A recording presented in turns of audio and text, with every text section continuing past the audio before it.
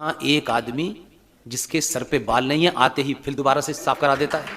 एक गेरुए रस का कपड़े पहने हुआ है, सुबह से शाम 24 करोड़ के इस राज्य को चला रहा है और उस ये कहता है, उसमें ये ताकत आपकी है कि वो कहता है कि जिस भाषा में सुनना चाहते हो उसी भाषा में जवाब दूंगा। ये ताकत है।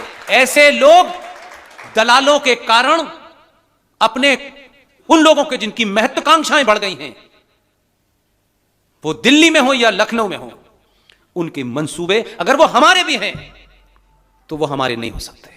इसलिए ऐसे पागलों को अगर आपने बिठाया तो वो अभी तो ये कहता है कि जिस भाषा में चाहते हो उसी में जवाब दूंगा। लोगों ने पूछा कितनी भाषाएं जानता है, उनका आप फ्रांस में बोलिए उसमें भी दे देगा जवाब, क्योंकि तो भाव से समझ जाता है तुम चाहते क्या हो, ये जबान तो नहीं समझता है।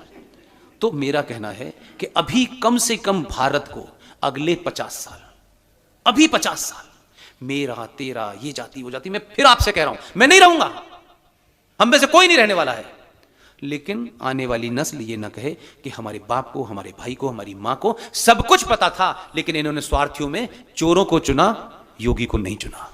अगर भारत सेकुलर है भी, जिसे 1976 में रात के अंधेरे में इंदिरा गांधी ने बिना किसी से पूछे, अगर आपने उस 76 के अंदर भारत के प्रियम्बल, जिसको अक्षुण्ण कहा जाता है कि प्रियम्बल में बदलाव कभी नहीं होता है, बदलाव संविधान की धाराओं में होता रहता है समय समय पर, क्योंकि परिस्थितियों के हिसाब से उसमें अमेंडमेंट होते हैं, अमेंडमेंट करना जायज है। लेकिन आपने भारत के प्रियम्बल में 1976 में अपने एक दोस्त के कारण, जिसके कई सारे खुफिया एजेंसी के लोग भारत की पार्लियामेंट में थे, आपने 76 में भारत के प्रियम्बल में जोड़ा सेकुलरिज्म और सोशलिज्म। राइट? यह आपको नहीं पता?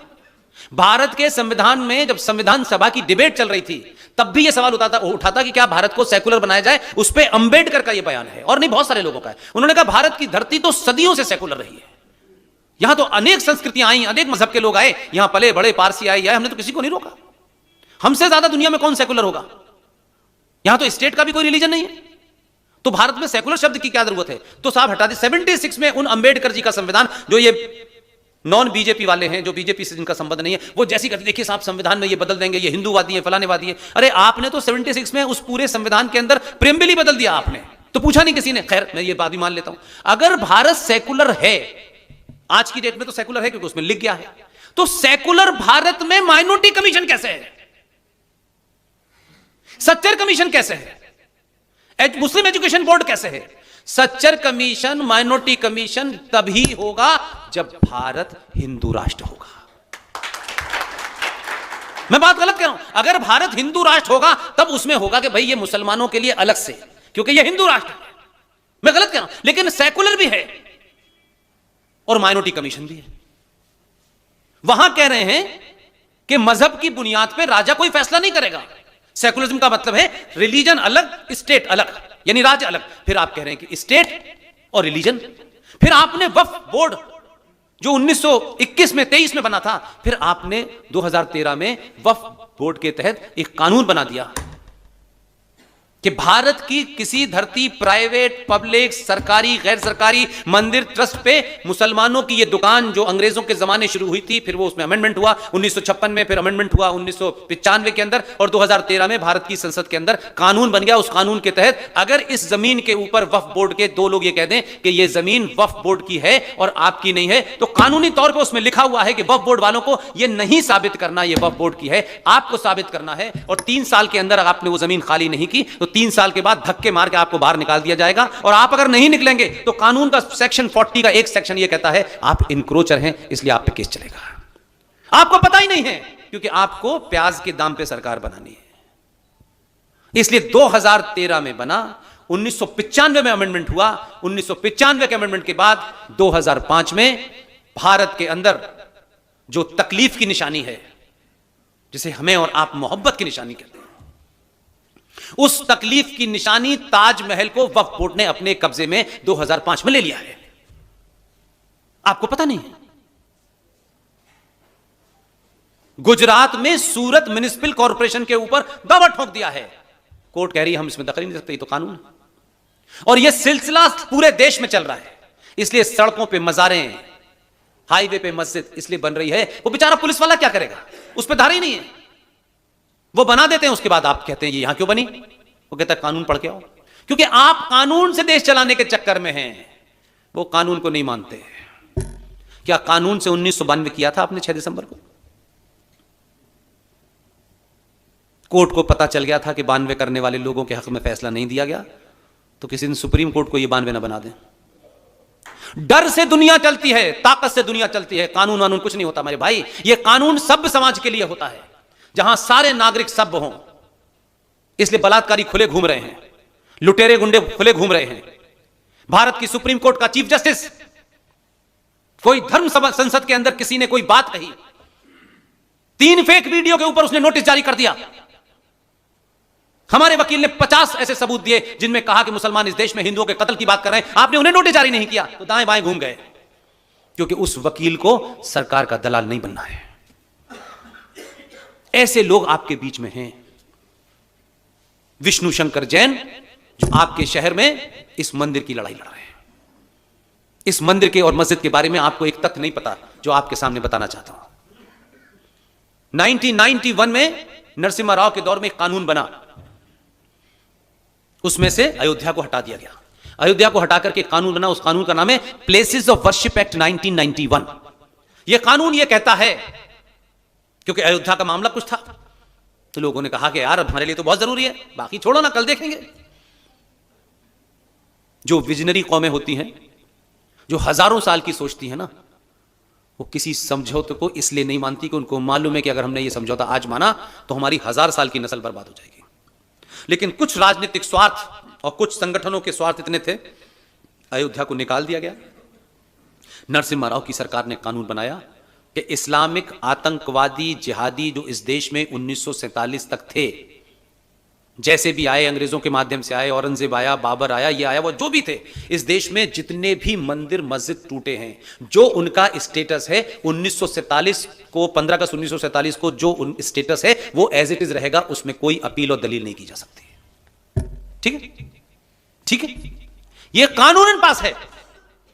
आपकी मथुरा की सच्ची कहानी नहीं बताएंगे क्योंकि उसमें आपके दलाल शामिल हैं। इस मथुरा में ईदगाह 1947 में नहीं था, पता है आपको ये बात? ये ईदगाह, कृष्ण जन्मभूमि का जो झगड़ा है, ये ईदगाह 1947 में था ही नहीं। तो फिर इसका स्टेटस तो बदलना चाहिए, ये तो उस कानून में नहीं आता। 1965 में मध्य प्रदेश का एक मक्कार मुख्यमंत्री द्वारिका प्रसाद मिश्र और बिहार का एक अय्यर गवर्नर, इन 2 मक्कारों ने कृष्ण जन्मभूमि की जो ओरिजिनल ट्रस्ट है, जो ओरिजिनल ट्रस्ट थी, उसके बिहाफ पे एक फेक ट्रस्ट क्रिएट की। एक्स मुख्यमंत्री द्वारिका प्रसाद मिश्र मध्य प्रदेश और बिहार का गवर्नर अय्यर, इन्होंने एक ट्रस्ट बनाया दोनों ने, और उस ट्रस्ट में आपकी जमीन नंबर 2 में मुसलमानों को बेची, जिसपे ईदगाह बना हुआ है। अपने लोग अगर दुश्मन से ज्यादा खतरनाक हैं तो उनके साथ भी वही बर्ताव होना चाहिए। ये नहीं हो सकता। इसलिए मैंने शुरू में कहा, मेरे ने किया है तो इसको बचा लो, उसने किया है उसका, तो ये गंदगी इतनी हो चुकी है कि अब आपका बचने वाला कोई नहीं है। लिहाजा प्लेसेस ऑफ वर्शिप एक्ट बन चुका है। उसके बाद भारत के किसी मंदिर के ऊपर जो उस पर तोड़ करके मस्जिद भी बनाई हुई है, उसमें 99% हिंदुओं के हैं, उन स्ट्रक्चर को नहीं हटा सकते। विष्णु शंकर जैन, हरिशंकर जैन का बेटा, उसने ये लड़ाई लड़ रहा है सुप्रीम कोर्ट के अंदर। इसलिए जहां ये अपने रास्ते से न भटके, मातृभूमि ट्रस्ट की राष्ट्रीय अध्यक्ष संस्थापक, ये कब भटकेंगी रास्ते से? ये जब भटकेंगी जब उनको लगेगा कि मैं तो एक अच्छे काम के लिए काम कर रही हूं और ये समाज मेरी कोई मदद नहीं करना चाहता। इनके पैर भटका देगा। हम तो पूरी इनिंग खेलने के बाद हमको लगा कि अब जो भी हैं, हम जिस भी स्थिति में हैं, अगर हम इसमें कुछ कर सकते हैं तो ये 10-12 लोग जिनका मैंने नाम लिया, आज भी सुशील भाई कोई ऐसी ही मीटिंग लखनऊ में कर रहे हैं, आरएसएन कहीं कर रहे हैं, जीडी कहीं कर रहे हैं, ललित अंबरदार कहीं कर रहे हैं, प्रोफेसर कपिल कुमार कर रहे हैं। हमारी सबकी कोशिश है, हम नहीं जानते, हम नहीं जानते कल क्या होगा, लेकिन हमारी कोशिश है, हम खुले रूप में कह रहे हैं, हम किसी पार्टी के बंधुआ और किसी संगठन के बंधुआ मजदूर नहीं हैं। लेकिन इन परिस्थिति के अंदर 23 करोड़ की आबादी का मुल्क है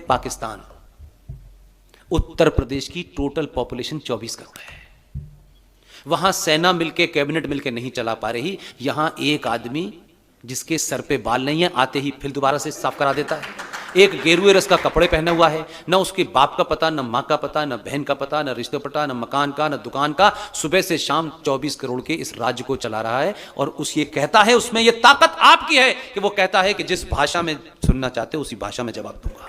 ये ताकत है।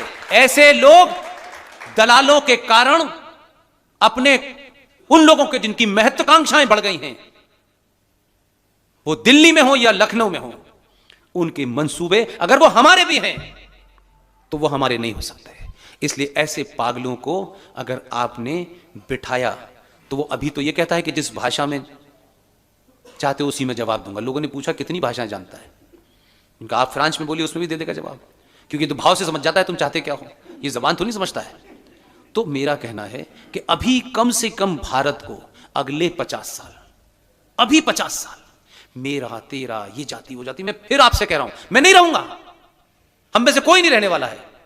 लेकिन आने वाली नस्ल ये ना कहे कि हमारे बाप को, हमारे भाई को, हमारी मां को सब कुछ पता था, लेकिन इन्होंने स्वार्थियों में चोरों को चुना, योगी को नहीं चुना। बहुत बहुत धन्यवाद। Thank you.